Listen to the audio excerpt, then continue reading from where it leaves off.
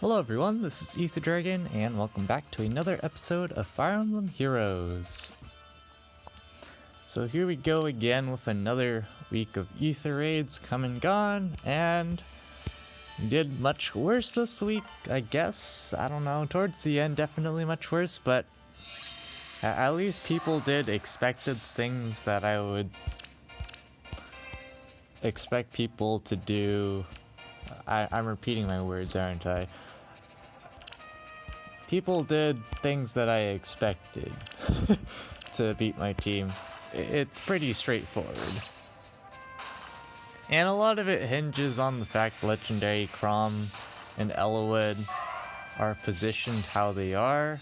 I feel like I should probably move Elowood, but then that causes other problems. There's so many problems with anything I try and do with this defense because it's a giant troll. So this person does what, pretty reasonable plan. Just go ahead and 1v1 Fallen Leon.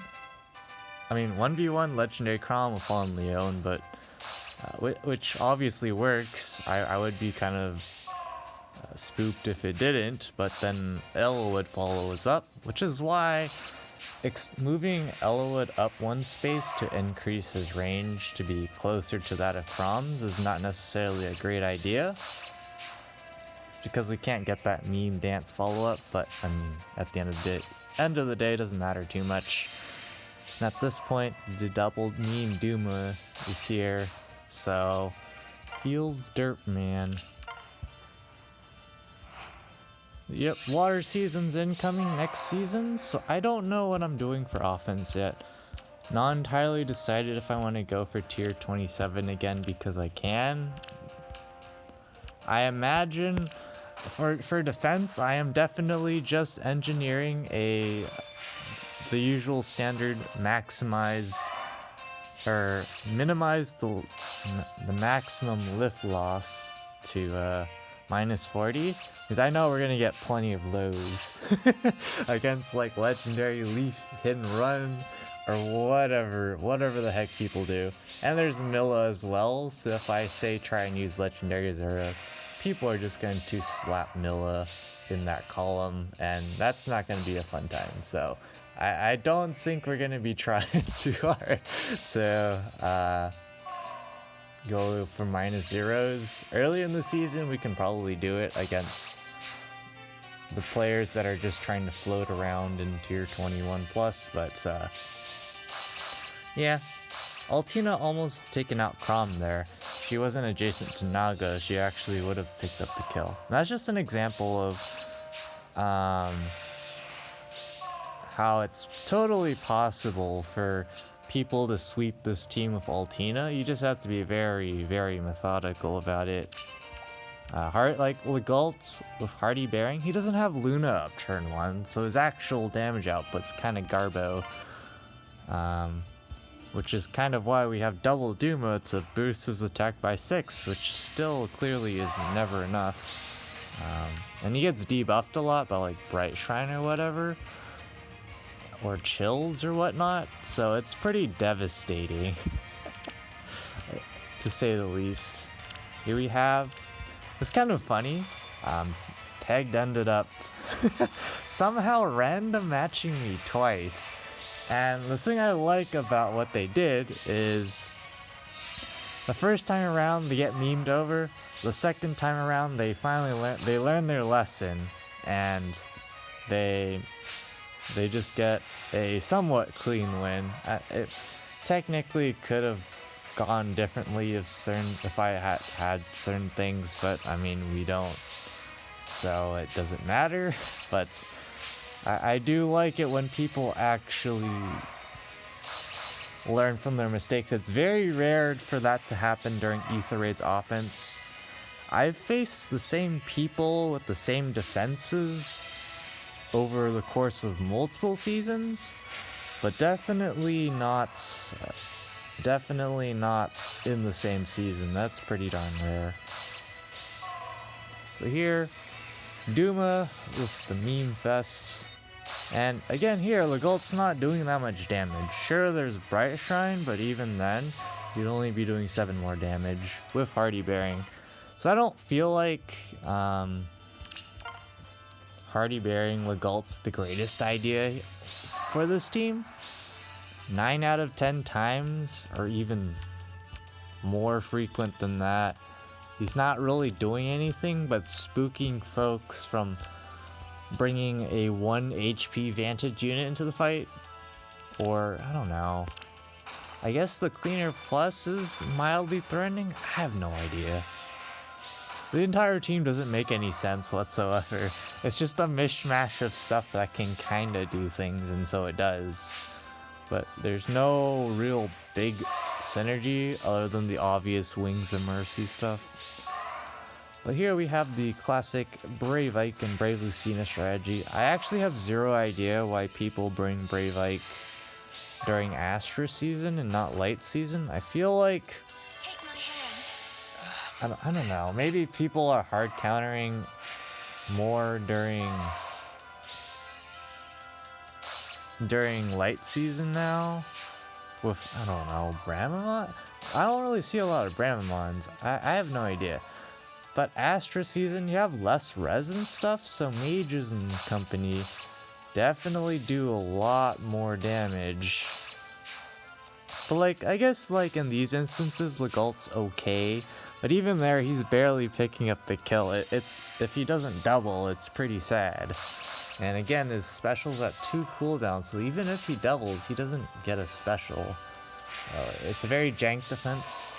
I do have Mirabilis, but I'm like, what do I even do with her? Because I want to keep the double meme Duma around to just snipe down the middle 2 structures because I can. Realistically speaking, 1 Duma and 1 Mirabilis would probably be better if I were actually trying to fish for some kills. Because a lot of people can just, believe it or not, just chill on the defense tile and get a pretty clean win. I think a lot of people kind of... There is some merit to being spooked because, you know, there's like Chrom and Elowood and I guess Legault, but on a defense tile, if you're going to leave the Panic Manor up, you're not going to buff yourself anyways. So Legault's the Cleaner Plus is basically a dead weapon, and he's basically a dead unit unless he manages to double, and even then he's not going to do that much. So at the end of the day, it just becomes a Duma fest, I guess, because Duma has armored boots and Bold Fighter, Draconic Aura, whatever. There's not really much going on, I'll be honest with you. But yeah, the double Duma, of course, taking out the tactics room, so Chrom can go ahead and attack something that chills on the defense tile, like this legendary Ike, who's buffed up and has more than 70 HP. So here, you see he's not actually doing that much damage, but the Dumas, of course, are going to heal up Ike, which is what does it for him. So a bit unfortunate, but basically because Ike couldn't do that much damage to Chrom and Duma had armor boots, they're able to get the heal off there. Because otherwise with Luna or just Chrom attacking, pretty devastating for Ike. You wouldn't be able to heal that much off with Ether. But yeah, pretty much because everyone dies, it's not very good at this point. But, I mean, it still works. Legendary Ike with bonus, and it's Earth season, so at least they're able to convert here and pick up a win, which is great for them. I have no idea how you get matched up twice randomly on an offense match. Beats me. But here we go again with the usual dual Alphonse strat, and again, because Legendary Chrom isn't bonus, it kind of gives us some problems. This is a plus attack dual Alphonse with mirror stance. I can understand mirror stance, but I kind of feel like should probably maybe do something different about that. But I think technically there was a bit of, I guess there wasn't much of a risk. If anything, it's technically worse for them to bait while at full HP because Legendary Chrom benefits from it, but it's like he's not bonus, and when he's not not bonus. If he's not bonus, or it's not water season, then he doesn't get the extra HP. And for Chrom, it's pretty important to get that extra HP. I'll have you know. Otherwise, he's definitely in pretty straightforward two-shot contention. I mean, one-shot contention, sorry. And two-shot especially. Even like Altinas can one-round KO the guy if you try hard a decent amount. Especially if she's not at full HP, because of course that turns off rank Ether. But their dual Alphons kind of barely picks up the one-shot in giant quotes. But it's kind of the similar themes here, where I basically need to figure out how to engineer Legendary Chrom to be spoopy. I'm kind of feeling like if I get around to actually plus 10ing Legendary Julia, maybe I run Mirror Impact on him from Legendary Julia if I get any extra copies. I feel like he would be a pretty decent candidate, would help out balance his bulk a bit better, and of course deny follow-up attacks, which could be helpful for setting up Wings of Mercy or not. Sometimes he's a little too tanky for some units, but I feel like it would be pretty useful, because even for like folks that use like end turn tanks, denying the extra follow-up's pretty good for, in terms of like, I don't know, specials, if they're using a higher cooldown special. I feel like there is some merit to using Mirror Impact. Like here, Nagi's going to barely live, and unfortunately Duma just, I mean, I guess it's fortunate that Duma does die in one hit, but Eloyd's just gonna go after the higher HP units, so now Nagi can feast on Duma's HP and get quite a bit back, and pretty clean at this point. Of course, it's Hardy Bearing versus Nagi, but is it really going to matter? No, because Nagi Ethereal Breath does have special or -1 cooldown acceleration effectiveness against colorless units and whatnot, so all the stuff you need to deal with that. And of course with Special Fighter, Legault's never proccing Luna, which is another problem with having Luna at 1 cooldown, or 2 cooldowns, sorry. You kind of run into that issue.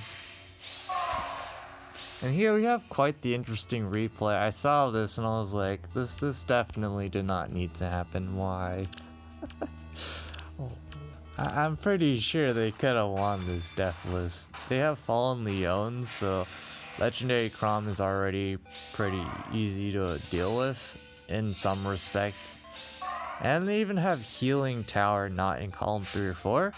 So they have that. And of course they have a ranged unit in Fallen Leon, so they can snipe the structures a bit better. Because people don't really like activating the Bolt Trap during Astro season. With Vantage strats, I don't see that many Vantage strats. It's more when it's like a specific Legendary Blessing season. Maybe if it's like water season, then people will be like Vantage Legendary Leaf, who's pretty just darn good in general for any Ether Raids offense season. But here they're just gonna go ahead and bait. Perfectly okay idea. Of course we all know it's coming, so I guess technically they weren't going to necessarily win this death list if they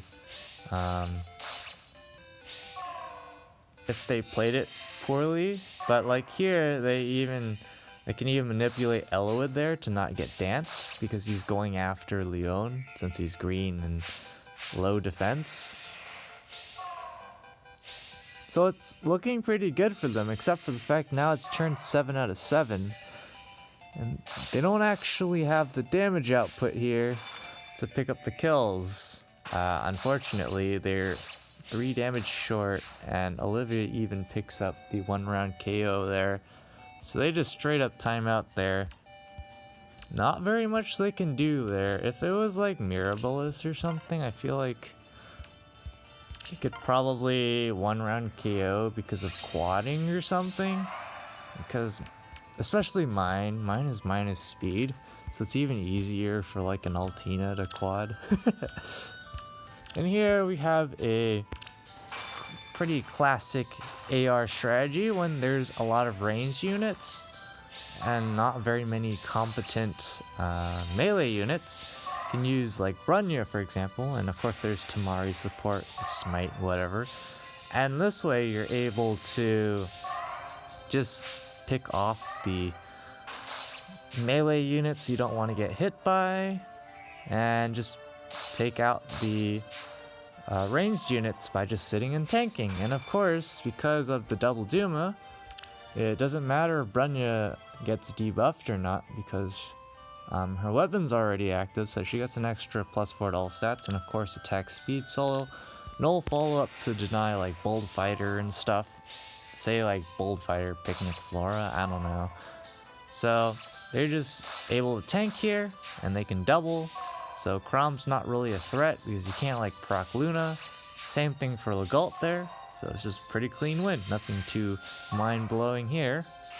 And of course that heavy trap's real, but they don't really care. They have double dancers, and they can always run if they need to. It's not like Duma has armored boots or anything, so if they can't kill, they can just prepare with Naga like they do here to get the Defiant Fang buff and just pick up the kill. Of course, if Duma could actually live a shot, then we might have some problems there, but nah. Here we have another case of dual Alphons. It's a pretty recurring theme just across both seasons in general. Definitely pretty solid, and of course if he's +10, definitely much more difficult to survive the one-shot, but I do feel like it is pretty possible. And maybe I might try and engineer my anima defense to do such a thing. Just get a unit to face tank and then proc a special in their face, because the giant majority of dual Alphonse users, they do not run quick riposte to try and go for one-round KOs, because they're mostly fishing for one-hit KOs. So when that doesn't happen, things can go downhill really fast. Of course, if their special isn't up, it's even worse for them, because they don't have any way of accelerating there. So there's that. And of course they can just end turn here. The problem is Duma has armored boots, so they're just gonna snipe off the dancer. Pretty straightforward. And of course Elowood isn't going to live here, but you can... There's definitely some weaknesses to dual Alphons I might try and punish at some point. I don't know yet. It's going to be pretty hard considering I'm stockpiling orbs for a banner who knows how many months away it is going to be, but it's going to be a long while, so we were not going to get any resources until then to build up our defense any further. Mirabilis I wouldn't really help too much. I guess she would buff attack and debuff, maybe. We managed to get barely under -100 lift this season, and looks like we probably are going to get top 10k. We'll see how many people scramble last hour shenanigans, but Resonant Battles, max free-to-play score, easily getting up to Integral 4, not surprising. I have not even used my remaining 3 attempts yet to do anything funny. I've been way too busy, which is why I did not record Arena this week. Unfortunately, Allegiance Battles got kicked down pretty far. I don't know what this week had in store. Just because it's Earth season, I guess. I don't know. We got kicked down pretty far in ranks, or I did something wrong with my scoring. I don't know. I don't think so. But right now in Arena, this score is holding. There's like 143 ranks or something from dropping, and as of like 12 hours ago or something, it was 200, like low 200 in ranks from dropping. So I don't feel like we're gonna drop. This was all from random matches, by the way. And also from random matches, we currently are on track for an average of 754 a match, which would give us 3,830. So this 5th match, if I need to panic rush, I can. The run's basically almost done off of random matches already. But yeah, this season of Arena was pretty brutal because I was trying out using a mono blue team, replacing Chino with Effie so I could have a panic play. I have to have Gwendolyn in there for the score, so it was a mishmash of, do I want a green unit or do I want panic play? Because neither of these units can panic play that well. 53 and 54 HP, absolutely garbo for panic play against armors and other decently high HP units in Arena. So I decided to try and go about doing Arena with Sheena over Effie, and I gotta say it's pretty tough, but I mean, either way, the matchup against like dual alms with like low attack speed, definitely rough. But if I had panic play, at least I could try and beat folks who are running like res speed res, because then you get -6 speed, and I could potentially try to not get doubled with Chrom and go for a 2-shot play, which also is pretty unlikely, but it's basically dodge the dual alm simulator and get a unit that Legendary Zera can actually murder. Is when I'm facing like mono green teams, it's not exactly trivial for Legendary Zera to kill with only 52 attack. For starters, I gave her Swift Sparrow for 56, which is not amazing because I have no attack buffs in the entire team, so other than from Legendary Azura herself. So yeah, it's not going to be the greatest season going into next week, but Arena Assaults, usual shenanigans outside of top 1k as usual. But it's going to be water season next week, so I definitely will be recording Arena for that week. I don't know what score we'll need yet, but definitely will be making an Arena video on that. Brain damage.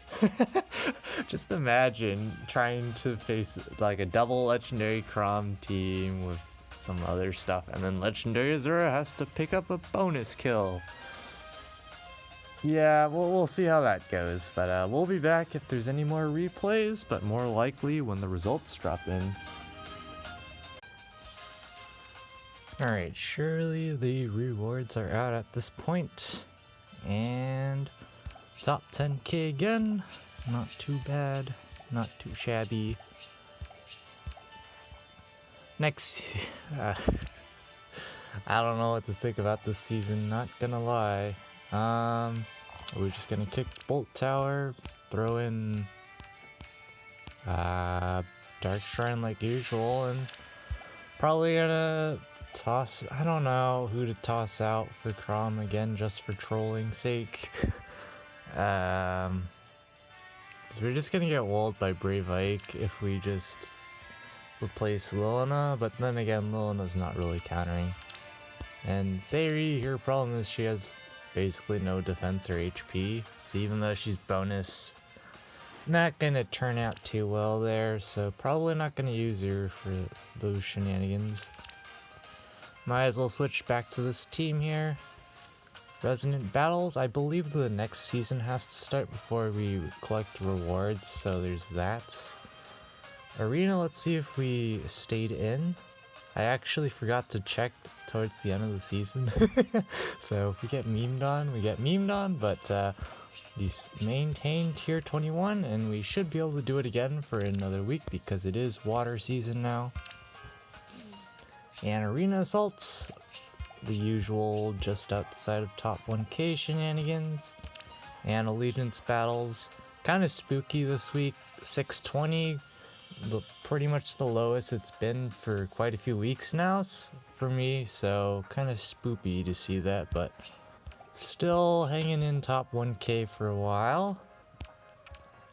And yeah, I'm guessing what Resonant Battles is going at reset. The next season of Resonant Battles is going to happen, and since Legion's Battles is currently closed, but we'll see what happens there.